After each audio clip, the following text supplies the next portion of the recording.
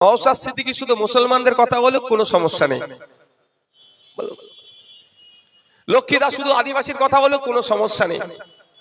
বিশ্বজিৎ মাইতি শুধু হিন্দুদের কথা বলুক, কোনো সমস্যা নেই। কিন্তু এক না এরা হতে পারে, এরা এক না হয়ে যায়। এক হলেই তো সমস্যা। এক হলে শুভেন্দু অধিকারীর আর মমতা ব্যানার্জির ডিস্টার্ব হয়ে যাবে। এখানে বিজেপির ভাইরা যদি কেউ, তৃণমূলের ভাইরা যদি আমার বক্তব্য শোনেন, মন ঠান্ডা করে বক্তব্যটা শুনে নিন। তারপরে আমাকে আপনারা যদি মনে হয় ভাই ভুল বকছি, আপনাদের বড় নেতাকে দিয়ে আমাকে কাউন্টার করাবেন। পশ্চিম বাংলায় 2012 থেকে 2024 এর মধ্যে প্রাইমারি স্কুল বন্ধ হয়েছে প্রায় 25,000। সংখ্যাটা মনে রাখবেন একটু। যারা বিজেপি করছেন, যারা তৃণমূল করছেন, দুটো দলের নেতাদেরকেই বলবো, সমর্থকদের বলবো, 2012 থেকে 2024 পশ্চিম বাংলায় 25,000 প্রাইমারি স্কুল বন্ধ হয়েছে। কোথায় প্রাইমারি স্কুলগুলো বন্ধ হয়েছে খোঁজ নিয়ে দেখুন। যেখানে আমার দলিত ভাইরা একটু বেশি থাকে, যেখানে আমার আদিবাসী ভাইরা একটু বেশি থাকে, যেখানে আমার মুসলিম ভাইরা একটু বেশি থাকে, অর্থাৎ যেখানে পিছড়ে বর্গের মানুষ বেশি থাকে, সুকৌশলে সেখানকার স্কুলগুলোকে বন্ধ করেছে। ক্ষতিগ্রস্ত কারা হচ্ছে? পিছড়ে বর্গের হিন্দু, আদিবাসী আর মুসলমান। কই শুভেন্দু অধিকারী এই নিয়ে একটাও কথা বলে না যে এই প্রাইমারি স্কুলগুলো চালু করতে হবে। গরিব হিন্দুদের কথা বলে না। আর ওয়াকফ চোর ফিরহাদ হাকিম ও একবারের জন্য বলে না যেখানে মুসলিম মানুষরা অন্তত আছে ওই প্রাইমারি স্কুলগুলোকে চালাক। ওই ওয়াকফ চোর ফিরহাদ হাকিমও জানে যদি মুসলমান ছেলেরা শিক্ষিত হয়ে যায় তাহলে ওয়াকফের হিসাব নেবে। ও যে কোটি কোটি টাকার ওয়াকফ সম্পত্তি লুটে রেখেছে ওটা বার করার জন্য আওয়াজ তুলবে। আর শুভেন্দু বাবু ভালো করে জানেন যদি পিছিয়ে বর্গের হিন্দু এলাকার ছেলেরা স্কুলে যায়, শিক্ষিত হয়ে যায়, তাহলে ওদের হয়ে ভোটের মারামারিটা কে করবে? আর মমতা ব্যানার্জি সুকৌশলে স্কুলগুলো এই জন্যই বন্ধ করেছে। ওর হয়ে যদি আপনার বাড়ির ছেলেগুলো শিক্ষিত হয়ে যায় তাহলে ওনাদের হয়ে বুথ দখলটা কে করবে বলেন? বোমাবাজিটা কে করবে? মারামারিটা কে করবে? খুনটা কে করবে? বকটুয়ের মতো কাণ্ড কে ঘটাবে যদি শিক্ষিত হয়ে যায়? সেই জন্য আপনার আমার পরিবারকে অশিক্ষিত করে রেখে দিয়েছে। আমি আপনাদের বলবো সিস্টেমের মধ্যে নতুন লোককে আনতে হবে, আর নালে পুরো এই সিস্টেমটাকে চেঞ্জ করতে হবে। স্কুলে শিক্ষক দরকার। 42,000 কোটি টাকা, 42,000 কোটি টাকা এবারে আমাদের স্কুল এডুকেশনের জন্য বরাদ্দ হয়েছে। আপনারা শহরের মানুষ তো, মাইকের আওয়াজ অনেক দূর যাচ্ছে। সোমবারে আপনারা আমার কথা মিলিয়ে নেবেন।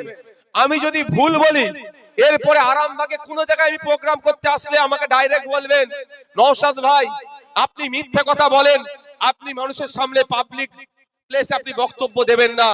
মিলিয়ে নেবেন। সোমবারে স্কুলে চলে যান। আপনাদের বাড়ির যে বাচ্চাগুলো আছে, বাড়ির যে বাচ্চারা, সবার বাড়িতে বাচ্চা আছে তো নাকি শিশু আছে তো? চলে যান সোমবারে স্কুলে চলে যান, খোঁজ নিয়ে দেখুন কত ছাত্র ছাত্রী আছে আর কত টিচার আছে। দেখবেন 300-400 বাচ্চা আছে, 2-3টে টিচার। চলে যান। শুধু তাই নয়, মহিলাদেরকে বলবো, গার্জেন যারা মায়েরা, আপনার মেয়েটি যে বালিকাটি যে স্কুল যে টয়লেটে যায়, বালিকাদের টয়লেট আলাদা, সব স্কুল আবার নাই, তারপরেও বলছি চলে যান টয়লেটটার অবস্থা দেখে আসুন। ছেলেদেরকে বলবো চলে যান বালক বিভাগের যে টয়লেটটা আছে যে ঢুকে দেখে আসুন। 42,000 কোটি টাকার এবারে 1 বছরের জন্য বরাদ্দ আছে স্কুল এডুকেশনে। আপনার আমার বাচ্চারা যে স্কুলে পড়বে সেখানে খোঁজ নিয়ে দেখুন ডাস্টার নাই, চক নাই, টেবিল চেয়ার নাই, শিক্ষক নাই, কিন্তু 42,000 কোটি টাকা। 42,000 কোটি মানে বুঝতে পারছেন? বলতে যত সহজ, আরামবাগের মানুষকে পুরো যদি গুনতে দেওয়া হয় মানে কয়েক বছর পেরিয়ে যাবে। 10 টাকা নোট যদি দিয়ে দেওয়া হয়, 10 টাকার নোট আর 42,000 কোটি টাকা, বুঝতে পারছেন যাচ্ছে কোথায়? যাচ্ছে কোথায়? আপনার বাচ্চাটা স্কুলে যাবে, প্রপার এডুকেশন যাতে পান তার জন্য আপনি একটা শিক্ষামন্ত্রী তৈরি করলেন। ওই অপদার্থ ব্যর্থ শিক্ষামন্ত্রী আপনার বাচ্চাকে শিক্ষা দিয়ে তো দূরের কথা, শিক্ষা তো পাচ্ছে না। ওই বাচ্চাটা রোগ নিয়ে বাড়িতে আসছে, কারণ আপনার বাচ্চাটা যখন নোংরা টয়লেটে গিয়ে টয়লেট করছে না, ওই স্কুলের টয়লেট গুলো, ওখান থেকে রোগ নিয়ে বাড়িতে আসছে। তো এই সিস্টেম চেঞ্জ করতে হবে। আপনারাই শিক্ষামন্ত্রীকে 1.5 লক্ষ টাকা মাইনে দিয়ে রাখলেন, আর আপনার বাচ্চার হাতে শিক্ষা দেওয়া দূরের কথা, আপনার বাচ্চার শরীরে রোগ ঢুকে যাচ্ছে, কোনো তার হুঁশ করছে না।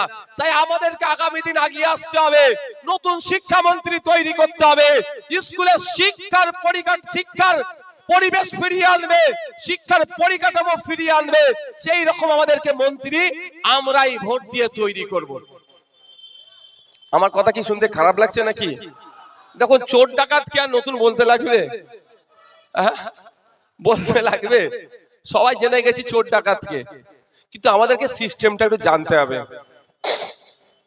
আমি নওশাদ সিদ্দিকী, আমি এমএলএ হলো, আমার ক্ষমতা নাই আপনার স্কুলের ব্যবস্থাটা দুরবস্থা দূর করার, কিন্তু আপনারা ভোট দিয়ে একজনকে মাস গেলে 1.5 লাখ টাকা মাইনে দিচ্ছেন। শুধু তাই নয়, উনি যে গাড়িতে চড়ছেন আপনাদের ট্যাক্সের টাকার গাড়ি, তেল ফুরাচ্ছে আপনাদের ট্যাক্সের টাকাতে, হুটার বাজিয়ে রাজ্যে ঘুরছে, সব আপনাদের জন্য হচ্ছে। আবার সেই আপনার ছেলের ভবিষ্যৎটাকে ধ্বংস করছে। আমাদেরকে একটু ভাবতে হবে না? আমাদের এখানে যারা আছেন ম্যাক্সিমাম স্কুলগুলোতে গিয়ে দেখবেন, সোমবারে ট্রাই করবেন, সোমবার অবধি যেতে হবে না, আজকে যাবেন বাড়িতে, আপনাদের বাড়িতে যাবেন গিয়ে, এটা শহর তো একটু হয়তো আপডেট হতে পারে, বাড়িতে যাবেন যাদের সরকারি স্কুলে ছেলে মেয়েরা পড়ে, যে আমরা সিস্টেমটা যদি না তৈরি করতে পারি আমাদের দুরবস্থা হবে। আমি একটা একটা করে উদাহরণ দেব। আজকে আমাদের দেখুন 3 নম্বর পয়েন্টে কি বলা আছে, ওবিসি সংরক্ষণ পুনর্বহাল এবং ফেক এসটি এসসি সার্টিফিকেট বাতিল করতে হবে। সিস্টেম ঠিক না থাকার ফলেই তো আমাকে আজকে লিখতে হচ্ছে।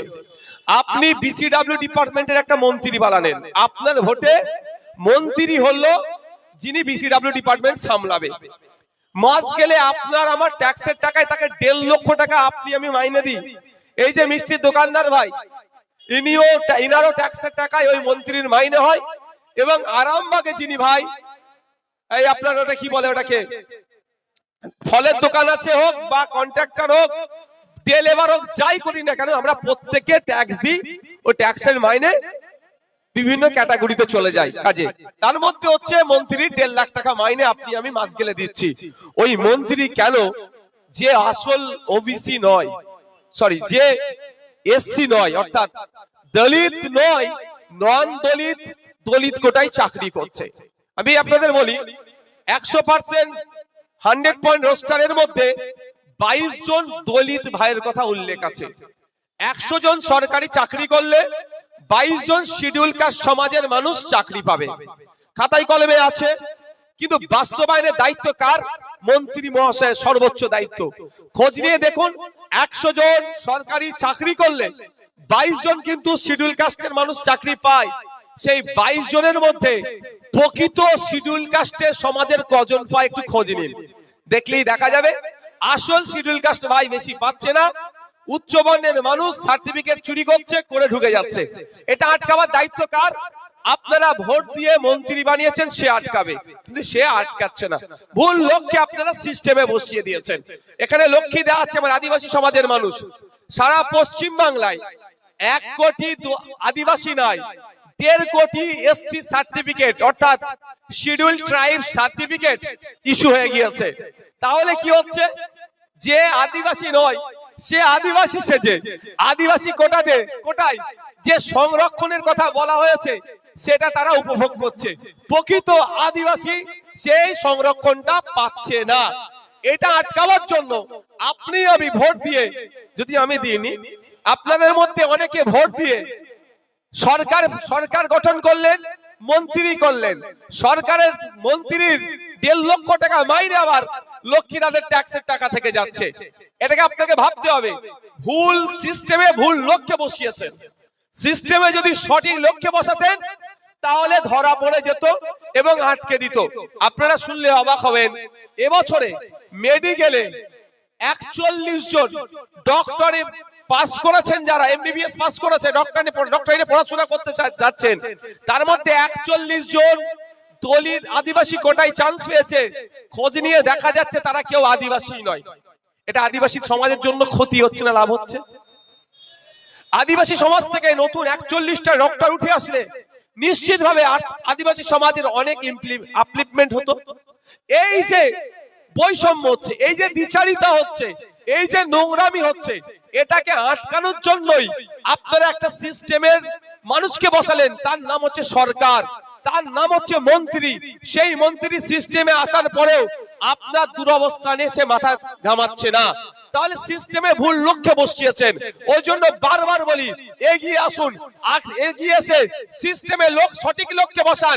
প্রকৃত এসটি এসসি ছাড়া যারা ডুপ্লিকেট এসসি এসটি হয়েছে তাদের বিরুদ্ধে আমরা সার্ভে চালাবো, তাদের বিরুদ্ধে আমরা আন্দোলন জারি রাখবো, এবং যারা ফেক অরিজিনাল সেজে দলিত আদিবাসী ভাইদের কোটা থেকে আত্মসাৎ করছে তাদেরকে আইনের মাধ্যমে আমরা পরাস্ত করব। প্রকৃত আদিবাসী প্রকৃত দলিতদেরকে আমরা তাদের যে অধিকার সেটা বাস্তবায়ন করব। এটাই তো রাগ আমাদের।